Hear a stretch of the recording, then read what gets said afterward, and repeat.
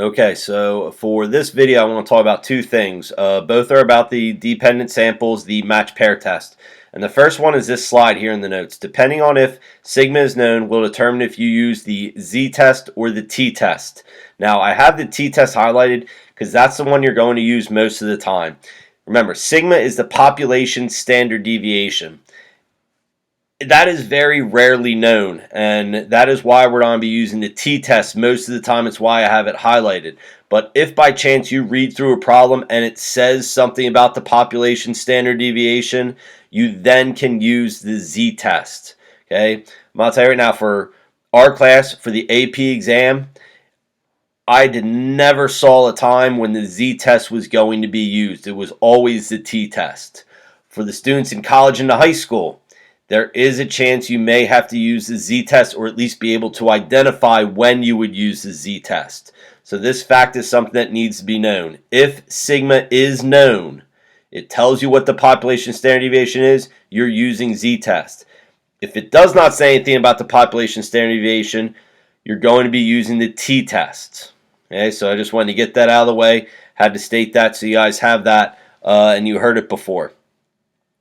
The example I want to show you on the calculator is doing the match pair test. Right? So here's the example that was in our notes. This is talking about my grandmother and how she's kind of getting tested to see if Alzheimer's is starting to affect her a little bit. And what we have here is the list of topics. Now, it's a match pair test, meaning from 2008, 2009, that 34 and 33, those are corresponding entries. That would have been the same topic where she lists as many items as she could.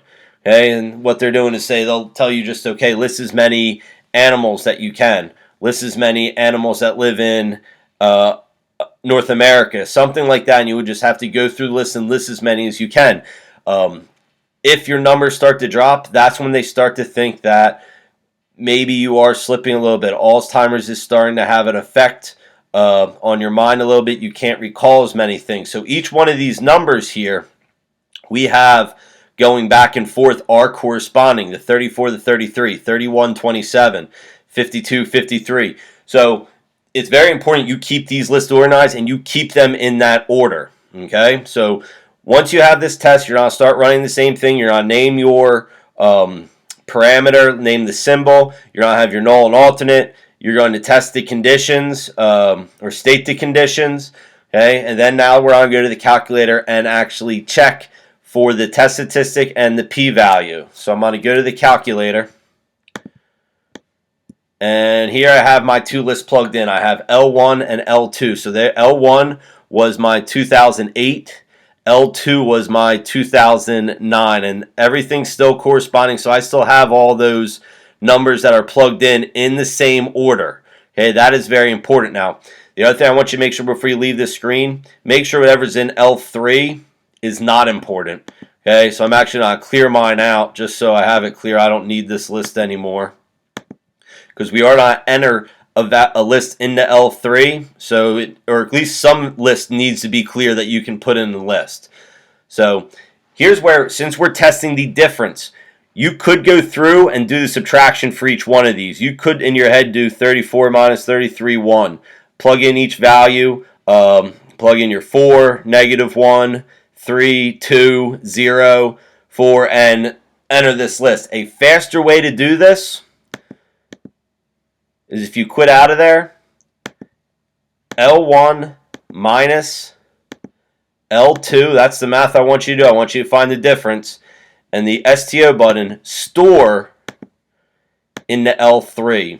And if you hit enter here, there's my list of values. And if you go back to the lists, now my L3 has those values entered in. That's the difference, and that's the list that we're going to be using. That's where you would get the average and standard deviation of the difference from that list. Okay, so what I'm going to do now to get my test statistic and my p-value, the same test that we ran last chapter for a single list, for a single sample, because now we only have one list to deal with. We're going to go over to test, and we're going to run a t-test. We're going to have data highlighted. For the first value here, I have 0. So if you think of the last video we had, when we were comparing it to mu0 or mu0, we had 0 plugged in there because that's what your null could be or compared to. So I have 0 in the first list. I have L3 is the list because that's the difference list that we were looking at there. Okay, and then you go down, you have your frequency is either 1 or leave it blank. Okay, and we're testing to see if 2008 is greater than 2009, so I have the correct symbol already highlighted. Okay, we have the greater than symbol. Go down to calculate. T is my test statistic, 2.862. My p-value is 0.008, we could round that to. It tells us our average and standard deviation, our sample size. So there's all the information we need. Test statistic, p-value, and now you can come up with your conclusion. Okay, so the rest of that conclusion would be in the notes, so you can go back and check those to see how everything turns out. But that's where I got the numbers from. For a match pair test, you are going to be doing a t-test with the list of differences. So you need to do that subtraction.